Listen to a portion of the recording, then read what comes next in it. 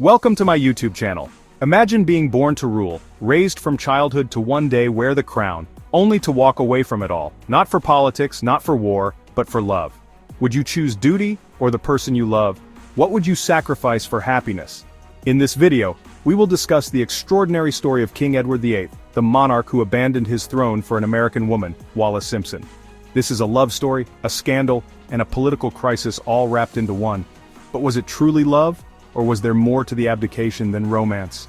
Let's dive deep into one of the most shocking moments in British royal history. Edward VIII was born into royalty, destined to be king from the moment he took his first breath in 1894. As the eldest son of King George V, he grew up under immense pressure, expected to follow tradition and lead the British Empire. But Edward was different from his predecessors. He was charismatic, modern, and deeply connected to the people. Unlike his strict and reserved father, Edward enjoyed socializing, fashion, and pushing boundaries. His charm made him beloved by the public, but behind closed doors the royal establishment worried about his lack of discipline and commitment to duty. Then, in January 1936, everything changed. King George V passed away, and Edward became king.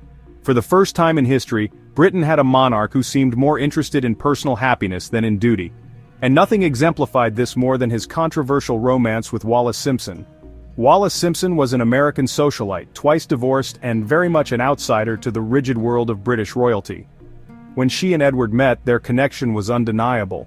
She was intelligent, confident, and unlike any woman he had ever known. While the British press was relatively restrained, the American media buzzed with rumors about their relationship. Edward showered Wallis with attention, gifts, and even allowed her to influence his political decisions. But there was one major problem. Wallis was still married. Divorce was scandalous in 1930s Britain, especially for the head of the Church of England. The monarchy was expected to uphold traditional values, and Edward's insistence on being with Wallis created a constitutional crisis. The British government, led by Prime Minister Stanley Baldwin, was firmly against the idea of a king marrying a divorcée.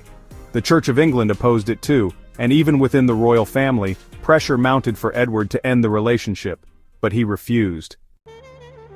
As the months went on, it became clear that Edward faced an impossible choice, his throne or Wallis. Discussions behind palace doors grew tense. The British government made it clear that if Edward insisted on marrying Wallis, he would have to step down. The monarchy could not survive a king whose personal choices defied the very traditions it was built upon. On December 10, 1936, after just 326 days on the throne, Edward VIII signed the abdication papers. The next day, he gave a solemn radio address to the nation.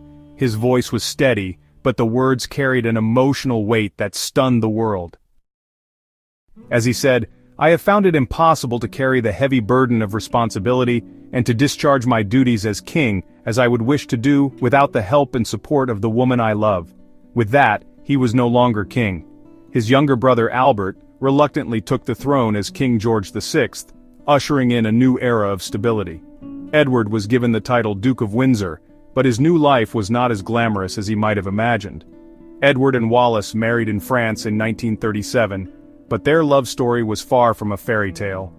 The royal family never fully accepted them. Edward had expected to keep some influence in Britain, but he was largely kept at a distance. Even at Wallis's wedding, no close royal family members attended.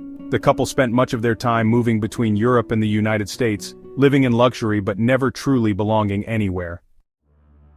During World War II, the Duke of Windsor was appointed as Governor of the Bahamas, a role designed to keep him far from British politics. Meanwhile, rumors swirled that he had Nazi sympathies, which further distanced him from his homeland. Whether those accusations were entirely true remains debated, but the fact was clear. Edward had lost more than just a crown. He had lost his place in history as a ruling monarch. Edward VIII's abdication changed the course of British history. His brother George VI became a strong and respected king, guiding Britain through World War II. More importantly, George's daughter, Queen Elizabeth II, went on to become one of the most beloved and longest-reigning monarchs in history. Edward's story is often framed as a great romantic sacrifice, but some historians argue that he simply wasn't fit for the throne. Would he have been a successful king, or did he use love as an excuse to escape the responsibilities he never wanted? We may never know for sure. What we do know is that his decision proved that the monarchy was stronger than any one individual, and that duty would always outweigh personal desire in the eyes of the crown. So, what do you think? Was Edward VIII's abdication a grand romantic gesture, or was it an escape from a duty he never wanted? Let me know your thoughts in the comments below. If you enjoyed this historical video, don't forget to like, share, and subscribe for more fascinating stories from the past. Thanks for watching, and see you in the next video.